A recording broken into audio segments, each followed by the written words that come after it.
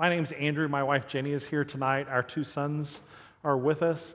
We have spent the last 20 years in Ukraine, and we both got to Ukraine in a different way. And I was talking to John yesterday, and I said, it's difficult because I have 30, 40 minutes to squeeze in who I am, what we're about, the war in Ukraine, which is on most people's minds right now, and what God is doing through all of that. And so most preachers get 4 or 5 Sundays or Wednesdays to do a series, and missionaries, we always have to get that into 30 minutes. So let's go through this. We have spent the last 20 years working in Ukraine. My wife and I both met there, got there through different tracks, but primarily what God has done is He has led us to a vision of building a camp where orphans and at-risk children can come and can hear the gospel.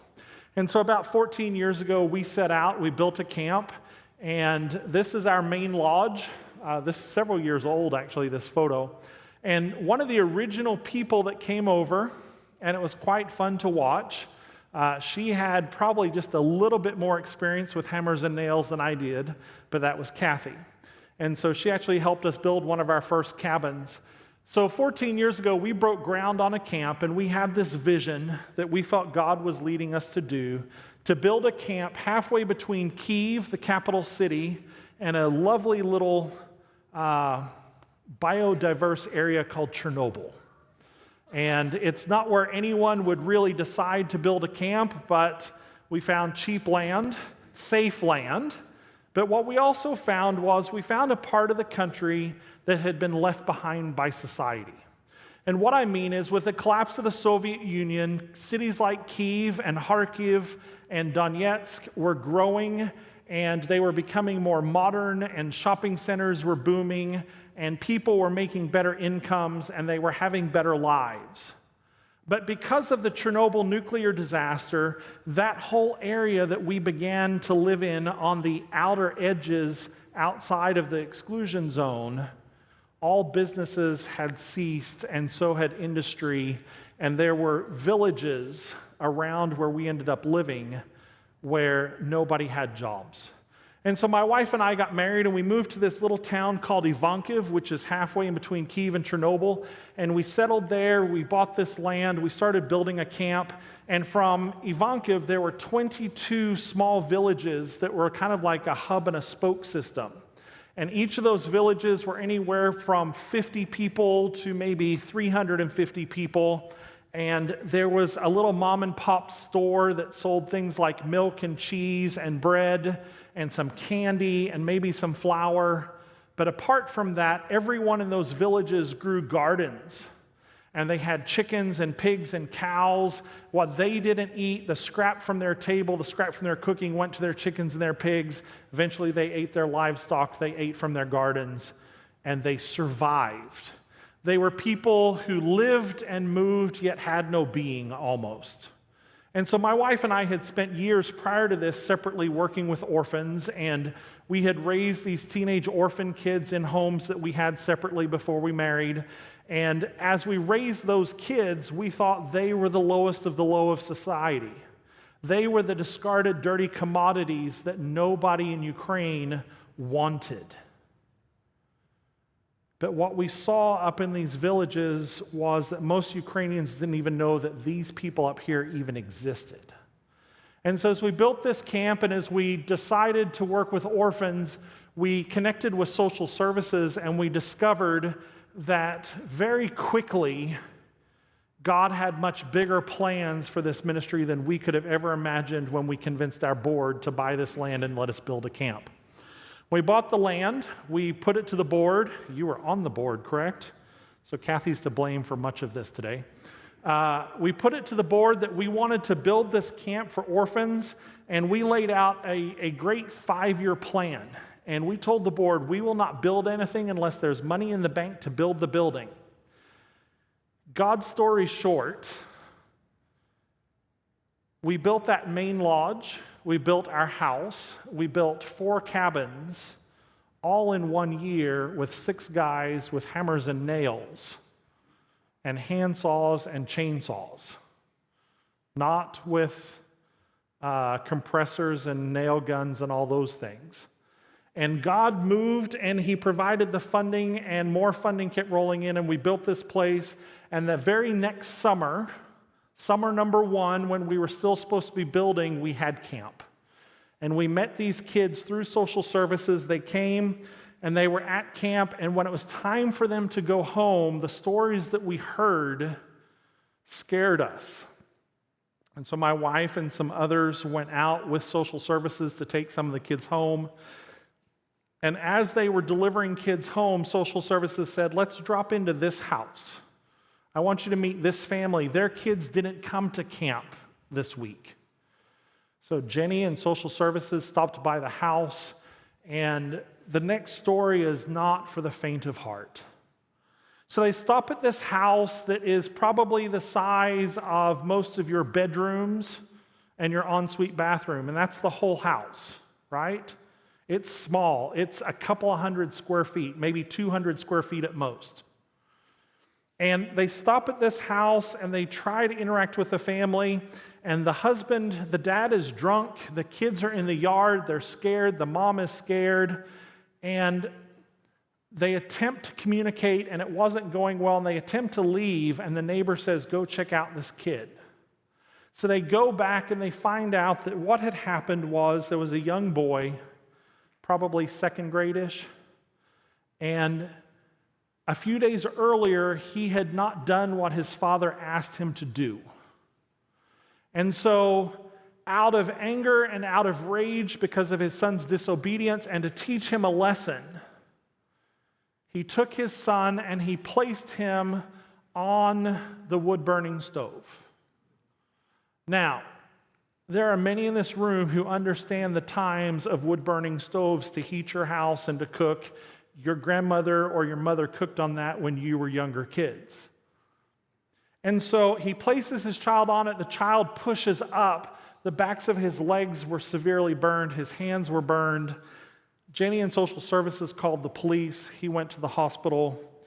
And here's this boy named Sasha that we had the privilege to minister to beginning from then on until a year or so ago. And so over the years, we have worked with these kids up here that you see. These are what we call our Sasha Project kids.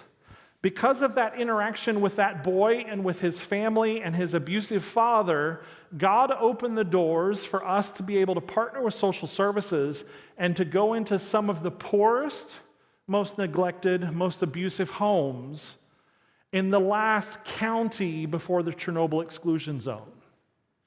The kids you see on the screen, they're smiling, but they're smiling because of years of relationship with us and our ministry team. These are kids who live in homes, as I said, of no more than 200 square foot, with outdoor bathrooms, with outdoor kitchens. If I had time tonight, and if I had a 6-week series to do this, we would spend a whole night focusing on this, and you would see pictures of families of 7 where mother and father sleep on the fold-out couch, and the 7 kids share a bunk bed and the floor, and that's the entire room of the house. And so we've had the incredible opportunity to be able to, all throughout the year, invest in the lives of these kids. And so we see these kids every 2 weeks. We go into their homes, we deliver a food package, we minister to them. If the opportunity arises, we have the opportunity to pray with them and to speak truth and hope into their lives. And then throughout the year, we do things like girls' retreats and winter camp and summer camp. And we get the kids out of the home where they can come be together, they can play, they can learn about Jesus, and they can interact with people who truly love them. This is our campfire. I'm just showing you a few pictures. We had a ropes course that our kids enjoyed to help teach them to believe in themselves and to trust other people, because in their lives, they trust nobody.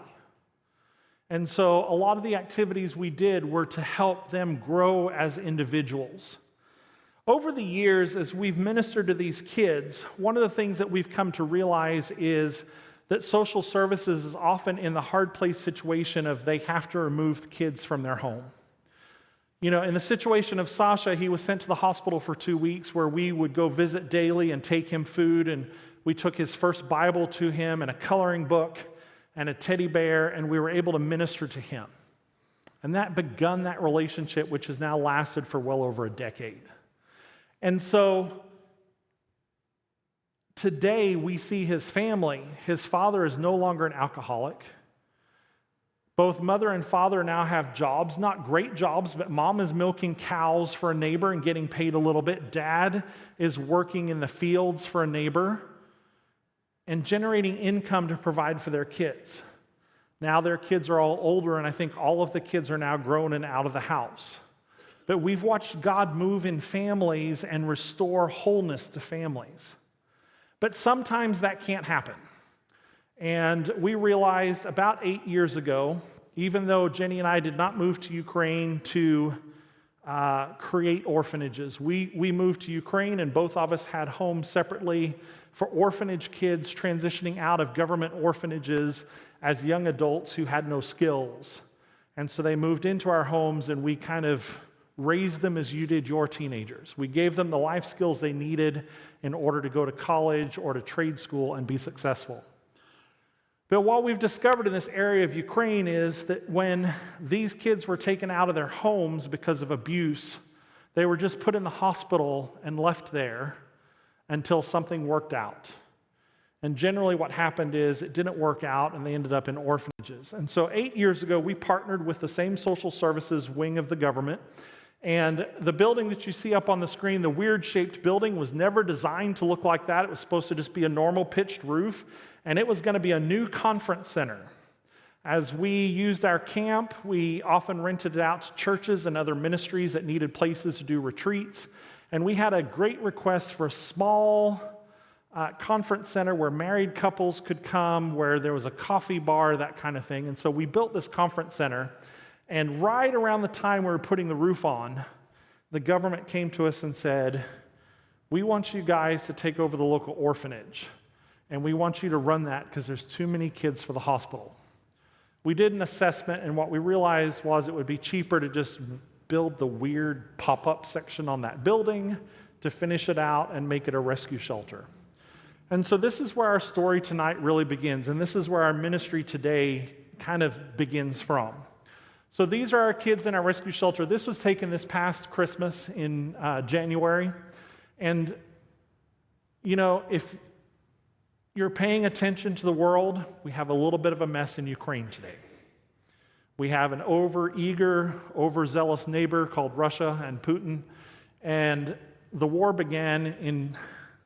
reality is the war began back in 2014, and we've been living in a country at war with its neighbors since. But February 24th, Russia invaded Ukraine for the second time. And as they have done that, we have been forced to pivot our entire ministry. And that's a scary thing because we have a ministry. My wife and I moved back to Abilene last year. I began overseeing the organization from here. We had 18 amazing staff members from teams that went out and visited our Sasha Project families in their homes in the villages, to house moms that ran our rescue shelter, to our camp cook, to our camp maintenance guys. Our ministry has a farm, or had a farm before the war, where we raised a lot of our own meat and a lot of our own produce that went into the shelter. And so I spent the first 6 months of being back in America overseeing this team doing great things in northern Ukraine. And then the war began. And so you've seen pictures like this, and tonight is the 161st night of the war in Ukraine. Oftentimes, I can't tell you what the date is. I don't remember dates anymore. For me, the world stopped on February the 24th. For me, I get up in the mornings and I look at Facebook and I see the little green dots next to my friends' names, and that tells me that they're online, and that tells me that they're alive. And so I look for my staff, I look for my colleagues, I look for my friends, I look for my church community members, and I've even began looking for the names of kids that we used to minister to up in those villages. You would have seen on the news, if you watch any of the main news sources, Fox, CNN, NBC, ABC, BBC, whatever, you would have seen this photo around the 1st of March. This is the 40-mile tank column that came down from Belarus through Chernobyl on its way to Kyiv.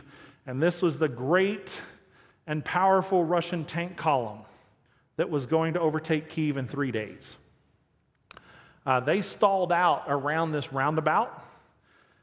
From where you're looking at this picture, if you see the roundabout and you go straight north to the top of the picture, and about 1 inch off the top of that picture is where our camp is located in our rescue shelter. That tank column was a 3-minute drive from where we lived and where our kids were situated. So February and March, I spent most of my time, Jenny and I didn't sleep for 20 hours of the day. We got 3-hour to 4-hour naps at night because we had to communicate with our staff and we had to make sure that the 10 orphan kids in our rescue shelter were safe. And so there were no communications. The Russians cut internet, they cut phone, and for the most part, they were able to jam cell phones. And so my colleague that oversees our ministry there, he's our Ukrainian director, he would go out at 2 set times each day. He would go to a field with a pile of logs for winter wood. He would climb onto that pile because it was high up, and he was completely exposed to not only the elements of snow and ice, but he was exposed to Russian soldiers about 1/4 mile across an empty field. And twice a day we would call at set times and check in with him to find out what was going on. This is the town of Borodyanka. This is about 20 minutes south of where our ministry is. This is the town that the Russians almost, I'm going to say completely destroyed. It's about 80% destroyed. And one of our staff members lives here, and her home is severely damaged. And then this is, believe it or not, this is our camp maintenance guy's home. He lives just north of Ivankov. This is what's left after the Russian tanks pointed at his home and blew it up. Everything's burned. In the middle picture, you'll see the frame of a bunk bed. Many years ago, we had been working to get all of our camp set up, our bunk beds built, and I was at Cola's one day, and we were drinking tea, and I noticed that his family of 6 slept on 2 futon-type couches. And so as we were buying bunks, we bought beds for his kids. This is what's left of his house. That microwave is in the middle of his kitchen where I sat and had tea many a time. Today, I want to bring some perspective because we're now 6 months into the war, 161 nights into the war, and I can tell you as a missionary that you have forgotten about Ukraine. And I say that with love and I say that with respect. In America, we have this habit to follow news trends. And there's always something meatier in the news, something juicier in the news, and the media goes to that. And yes, you are still praying for Ukraine, and yes, you gave huge amounts of blankets and coats, which we're grateful for, but your attention to Ukraine today is not what it was 6 months ago, because the media doesn't have you focused on it. And so it's one of those out of sight, out of mind. But the war in Ukraine rages now more than it ever does. I want you to take a picture, take a look here at this picture. The first picture on the left side, you'll notice Russia, and you'll notice Belarus up in the upper left side.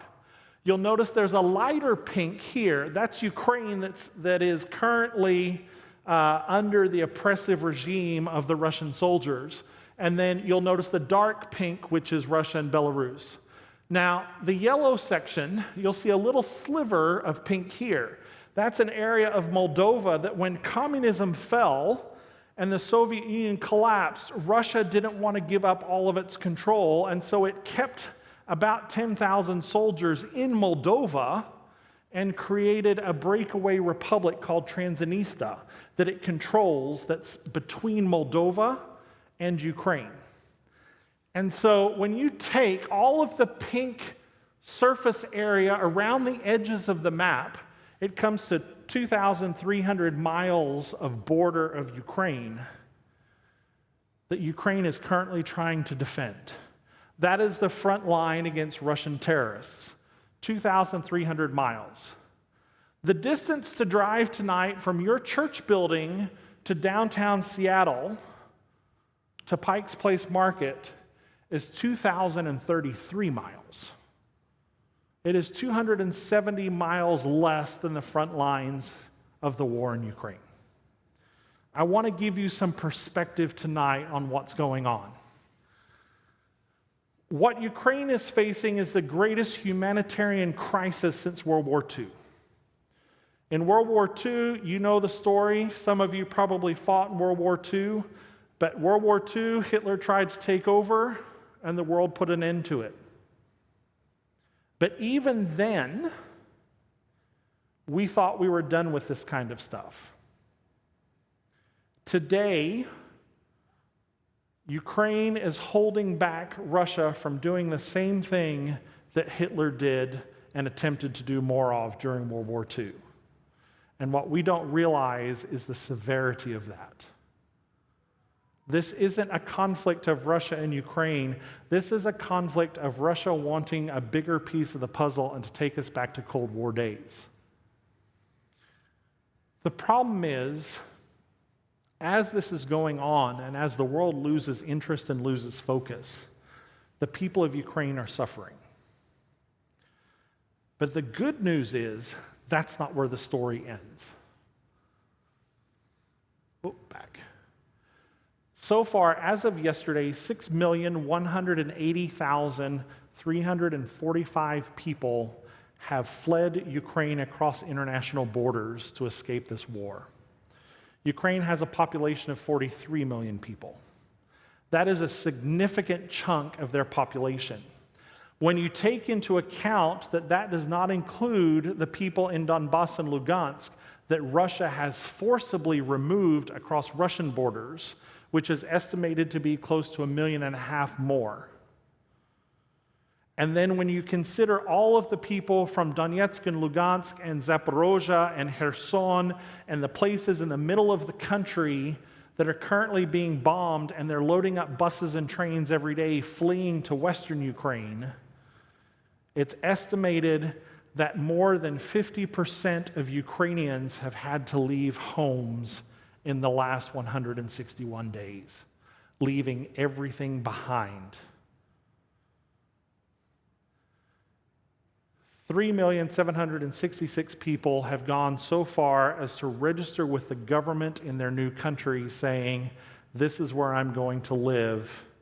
Give me your national documents. Put me on your national social security," and all of those things. 3,766,000 people that probably will never go back to Ukraine.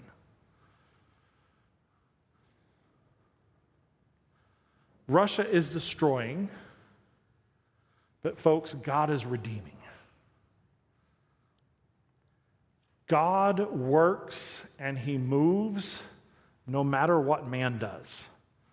And these kids, these 10 kids, have an amazing story. We spent a month with these kids in a root cellar. When I say a root cellar, I mean a root cellar. It was 6 foot wide, 8 foot long. It had a dirt floor, 4 concrete walls, concrete stairs, concrete roof, covered in a mound of dirt. And it was behind one of our farmhouses. And our purpose for having that root cellar was every fall, we do a fundraiser, fill the cellar, and people here in the States donate money, and we go out and buy 6 months' worth of potatoes, apples, carrots, onions, beets, and we put it into that root cellar for the winter in order to feed those 10 orphans as well as anyone that comes and rents our camp.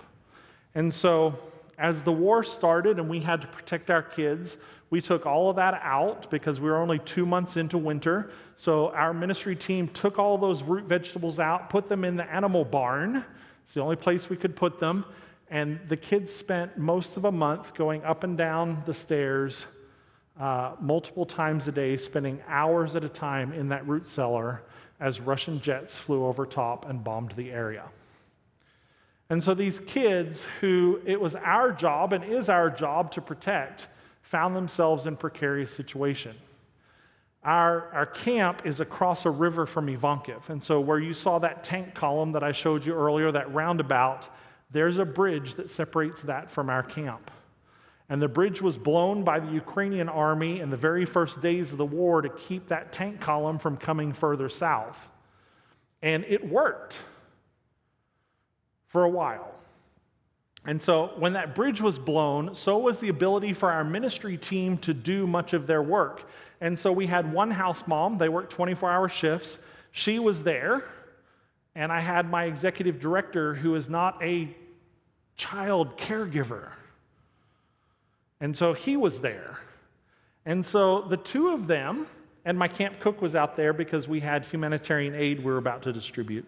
And so the three of them cared for the kids. Eventually, the house mom was able to go across the river on a boat with her husband and go home. Our camp cook went as well. And Xander had to care for these kids. And so we were able, after a month, to get them evacuated out. We got them to Western Ukraine. When they got to Western Ukraine, they spent another, I think, 3 weeks there, going through all the paperwork. And this is a story of how God redeemed these people, that I look at the Old Testament and I read the story of the Israelites being led out of Egypt. And Moses goes to Pharaoh and he says, "Let my people go." No. Plagues come. Still no. Finally, they're let go, and they go, but as soon as they go, what happens? Pharaoh pursues them. Pharaoh tries to stop them, but what does God ultimately do? He closes the sea in. And so for our kids, their story of redemption and getting to safety is very much the same. So we got the kids out. Xander took the kids. We had spent about a month talking to an organization here in the U.S. They are former Navy SEALs and former Marines, and they're the guys that go into places like Afghanistan and get Americans out when the American government's done doing that. When the American government says we're not risking our soldiers anymore, these guys are the ones who go in. And so they reached out to us and they said, "We've heard your story, we know of your kids. Can we take a crack at getting your kids out?" All around our camp were Russian tanks. Our village in Kalensi was the only village for about an hour drive in any direction that was not occupied by Russian soldiers. This is the first thing about God's redemption. Our village was not touched, and I firmly believe that's because we had thousands of people around the world praying for the safety of these 10 kids and that we could get them out. And we prayed for a hedge of protection around them. And as a missionary, I'm blown away because I see that I've never seen this before, that hedge of protection that God placed there. An hour in every direction, there were Russian soldiers and tanks and people being killed in front of their homes and homes being blown up. 3 minutes away were 40 tanks loaded to the hilt with missiles. And our kids were never harmed. And so Xander loaded the kids up. We had made 2 attempts with these former Marines and Navy SEALs. They couldn't get in. They contracted with the Polish government. At one point, we had a Polish ambulance and Polish soldiers going dressed as ambulance drivers to try to go meet them. That failed. Xander was told, "Go out tomorrow. All of our satellite imagery says it should be okay if you go a certain road, but follow the bread factory guy." And so they told Xander that, and I relayed that message, and Xander was ready to go, and there were 3 or 4 cars leaving our village, and the sign on that van says "Dieti," it means children. And he was told by these SEALs, write "Dieti" on the car, write "children" on there with red marker, paint, duct tape, whatever you have, so that if the Russians do catch you and see you, they'll know they're children. And as night fell, we got a call that said, "Tell him to stop, don't take the kids out tomorrow. If he leaves tomorrow morning at dawn, it's a 50-50 chance he and the kids will end up dead." I called Xander for hours that night. Midnight, I called for hours and hours. It would have been dawn in Ukraine, and the phone didn't answer. That is the longest night of my life. Xander's not just my colleague, but he is my best friend. And when we got the call and we got this photo that they were out, we wept. Our kids then went on to Western Ukraine. And so, one, there's this hedge of protection around our kids. Two, don't drive, you're going to get killed. We couldn't reach him. He went out, he drove through the forest on dirt paths rather than driving on the road because he was told by villagers the road wasn't safe. So God had spoken to him and told him to go an alternate route, and that route is what saved their lives. And they drove through, and he even says they drove through Russian checkpoints with no Russian soldiers there, where just 8 or 10 hours ago there were. So they get out, they go to this near town, they end up going on to Western Ukraine. For 3 weeks, they're in Western Ukraine. They shouldn't have. They were supposed to go all the way to Poland and not stop driving. The problem is, the day that they drove out is the day that Ukraine changed the law. You see, in situations like this, the enemy, not Russia, Satan, does things that we can't fathom. And so what happened in the early weeks of the war is there were hundreds of orphans being taken across the border, hundreds of children being taken across the border by good and well-intentioned people. But in situations like this, child traffickers pounce and jump on these kind of things. And so the government responded. They responded a little too late, but they responded the day that our kids evacuated and said that especially orphans, cannot cross the border without this whole list of paperwork. And so Xander was stuck for 3 weeks, living on the floor, sleeping on the floor of a school building in Western Ukraine with the kids, where they drank a bowl of ricey soup every day and basically waited for the documents to come. Finally, we got the documents. And with the help of those Navy SEALs, we got them across into Slovakia. And then from Slovakia, they went on into Austria and then on into Slovenia. And then after 20 hours of driving, they made it to Croatia. We have partnered with the Church of Christ in downtown Zagreb. This is the kids at their new house. The van that you saw a few minutes ago that had Dzieci written on it, when we felt we no longer needed that. Our kids had been evacuated. We can't take vehicles across the border because of licensing issues. We have good friends that were doing humanitarian aid and we're evacuating people. They're Christians. And so we decided to commit our ministry van to that purpose. And so we gave our van to all things a Christian bikers club. And we told these guys, you guys are brave, you guys are godly men, get as many people out as you can with this. We received word on July the 4th that there was a little bit of a fireworks episode including our van. And so this is what's left of our van after an attempt to go in to a place called Lysychansk. So throughout the first few months of the war until still today, Jeremiah's Hope has been using our Ukraine Relief Fund that many of you have given to evacuate as many people as we can. And so we've been able to evacuate several thousand people to date and deliver several thousand tons of aid from the border back into hard-hit places. And so these men that we've trusted, these men that we have supported, have gone to places like Lysychansk. This picture was taken the day that Lysychansk fell to the Russians.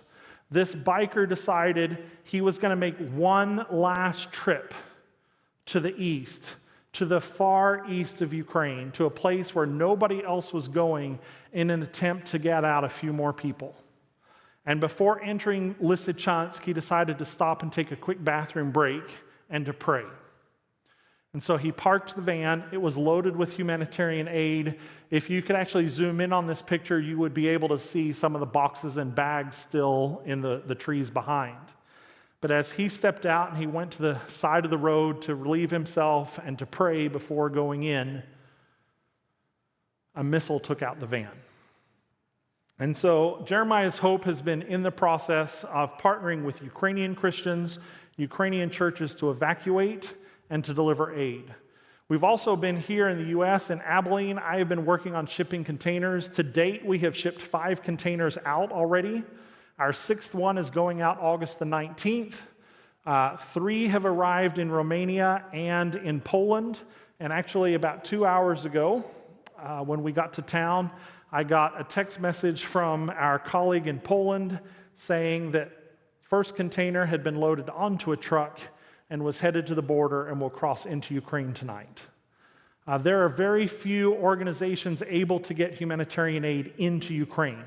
Most of them are taking it to the border, where they have rented warehouses, and then Christians come to the border and fill up a van or fill up a car and take small loads back. We have figured out a way through government connections and relationships we have and a network of some really brilliant Christians that are very entrepreneurial of actually how to ship all the way into Kyiv itself, the capital, through a transiting system where it goes into Poland. Poland then loads it into a truck. The truck goes all the way into Ukraine. And so that first container of aid should be in Kyiv by this weekend. As we continue to do this, this was a prayer update we posted yesterday. As I said, number 6 is going out on the 19th. It is 1 million bowls of soup. One of the things that I feel like we need to do as a church and as God's people is not only take care of the spiritual needs of the people that are suffering, but realize the physical needs they have. As winter comes, and in Ukraine, winter comes in mid-October. At that point in time, the fields will be harvested. You've been seeing in the news probably about Ukraine's difficulty of even planting and harvesting because missiles are landing in their fields and fields are mined. And so there's going to be a food crisis like Ukraine has never seen and like the world has never seen. And so one of the things that our ministry is trying to do is pre-position food to feed about 10 million people for a month. That's our goal. And that's a God-sized vision and a God-sized goal. The container that we're sending out, we funded it last month through a 24-hour online funding campaign. A container with 1 million servings of soup. I can't even begin to fathom how that gets distributed. I've done it, but I can't imagine it. I know that sounds weird, but we calculated our village of Colensi is 350 people. If we took that entire 1 million bowls of soup to Colensi and dropped it off, it would be enough food to feed our village 3 meals a day for almost a year. That's going to cost $24,000 to do in total. And so we raised this fund. So what you see in the picture up on the screen is dehydrated soup, and then we topped it out with diapers. I don't want any square inch to be wasted space, and so we're filling it with diapers, blankets. The pictures you're now seeing is load 7, which will be blankets, winter coats, diapers, and more soup. All of that to say, I think I've done 6 weeks worth of information in 30 minutes. God moves at all times. We know that. You know that. But right now, God is moving in Ukraine in a way that is unprecedented. I was in school when the Soviet Union collapsed. I was in middle school. And I grew up in elementary school in Abilene, and Abilene is the home of the B-1 bombers, and so we hid under our desks to practice for nuclear air raid drills. Knowing what I know about Chernobyl, those desks in the Abilene School District would not have helped if it was a nuclear bomb that hit Abilene.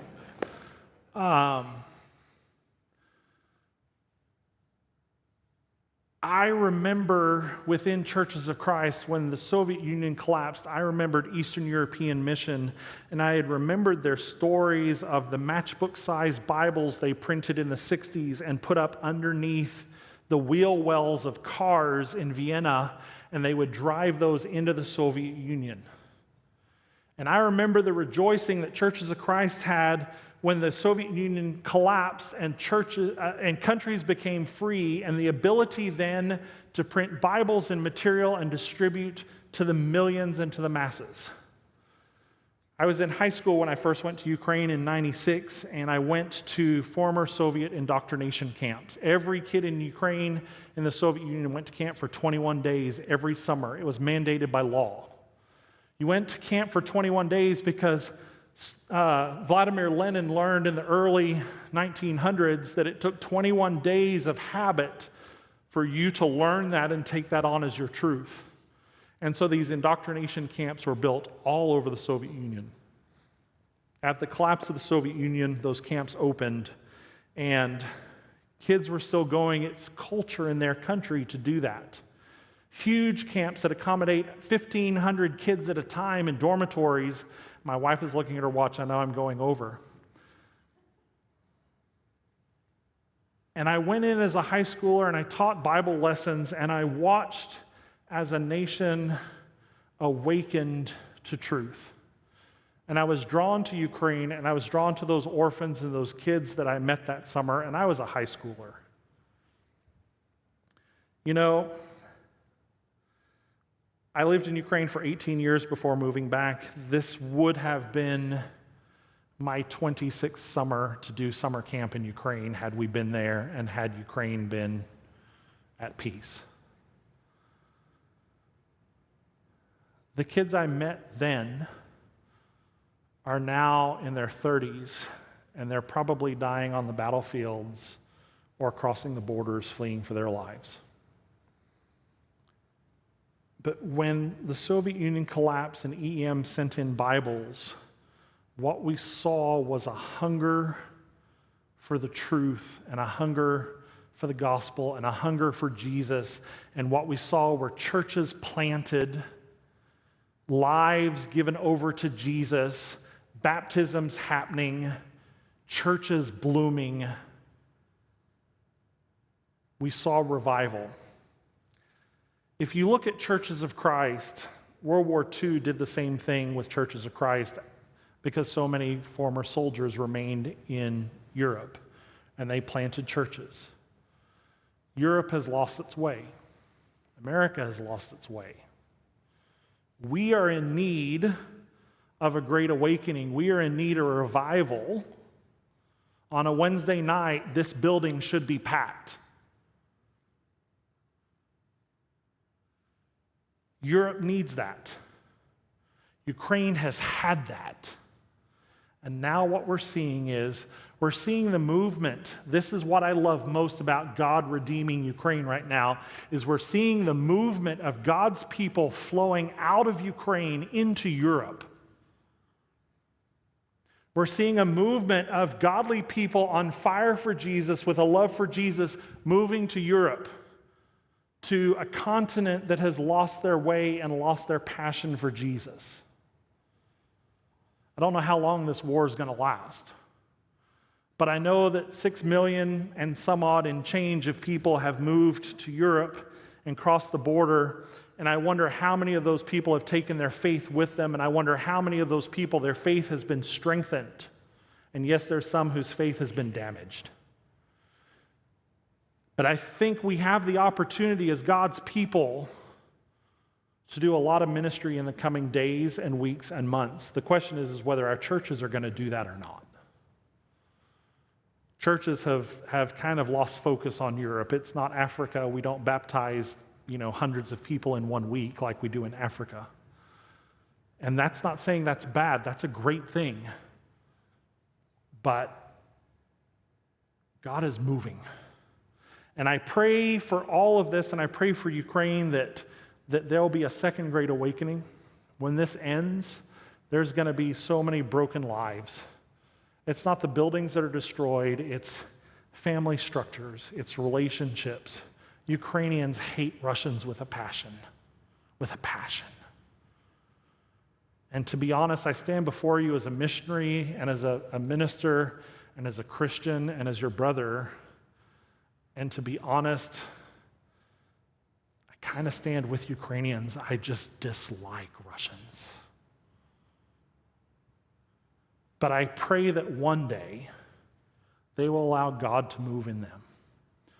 And so I ask you tonight to continue to pray for Ukraine, Pray for this war to end. But I ask you more than anything, pray for what God is doing.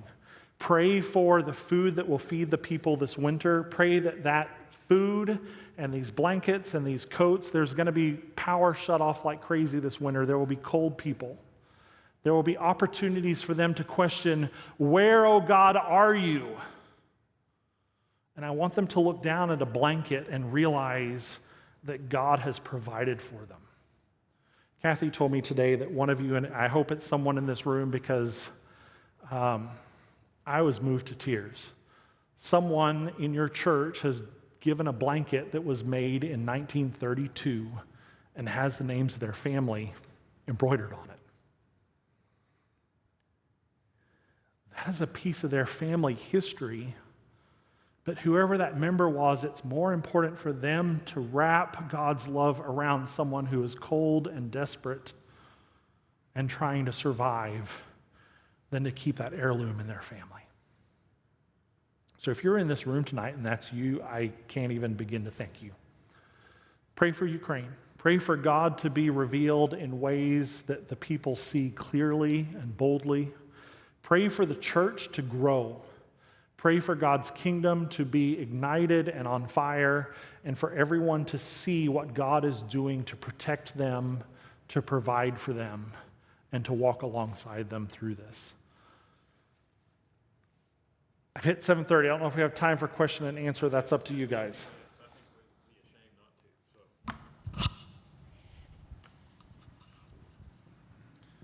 Anyone have questions? I don't guarantee I have answers. We got mixed messages in the beginning. We were told it was destroyed. The day Xander and the kids evacuated, the very next day, the Russian tanks came and circled it. The Russians came in. We were told it was destroyed. Then a week later, we got pictures. It's not destroyed as we would think. They pried open the doors. They smashed in windows. They brought a equivalent of what we would call a dump truck. They rolled it up. They stole all of our kitchen appliances. They stole our generators, and we had just a year before we left bought a generator that is twice the size of your baptistry, and it's on a trailer. It's huge, can power a whole village. And we thought that's what they had stolen. Turns out that they stole 6 smaller generators, like household generators, which they can have because that's why we bought the big trailer. Those didn't work. We had fixed them and refixed them and refixed them. We also found out they broke into our garage at our house there, and our garage was the cemetery for all of the camp appliances. In our village, there is no trash dump, so someone takes a tractor and digs a pit each year, and that's where everyone in the village dumps their trash, and I can't really dump appliances there, so they just stack up in the garage. And appliances are disposable these days, so they stole all those to ship back to Russia, so joke's on them. But we are looking at probably, by the time we can get it all repaired, probably a good 50, 60,000 of repairs. They stole a lot of the beds and a lot of the mattresses.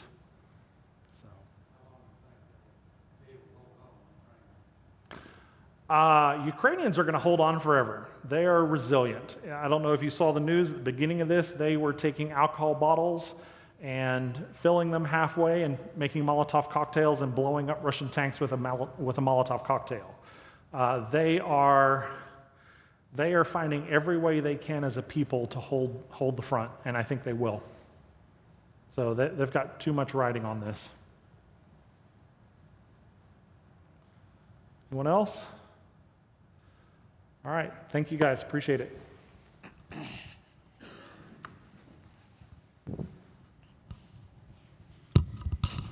Interestingly enough, I'm preaching on the text from Revelation chapter 3 that addresses the church at Laodicea being lukewarm Sunday morning. Andrew, you may have helped me, probably did the best sermon prep tonight that I could have done all week. So thank you very much. I want to pray also. We have a major grass fire off of Colony Road near Toller. One of our firefighters from Crescent was injured and flown to Parkland's Burn Center this afternoon. I just know this young man well. I can't mention his name because we have not been able to locate his family and tell them yet. So I'm going to keep that private for now. But at any rate, one of the trucks from Crescent burned up completely. One of the brush trucks is a total loss, but more importantly, we're going to pray for this young man. So I'll do that as we conclude, and I'll get some more information from the fire chief at Crescent when we get done tonight, and we'll get that out on the prayer chain when we have a little more meaningful information. So let's pray as we conclude. Father, we're thankful that you continue to give us opportunity to serve, to reach out, and to think well beyond the scope of the teeny tiny little world that we characteristically live in. We're thankful that Andrew has brought to our minds not to forget, that he has broadened our perspective, that he has helped us realize to think globally and to think about the hearts of people all over the world and not just in our backyard. For that, we're thankful. We pray for this young man from Crescent. We pray for his healing and pray for his family during this time, that we can all serve those who are out there in this difficult situation well. We're grateful that we have been together tonight. In Jesus' name, amen.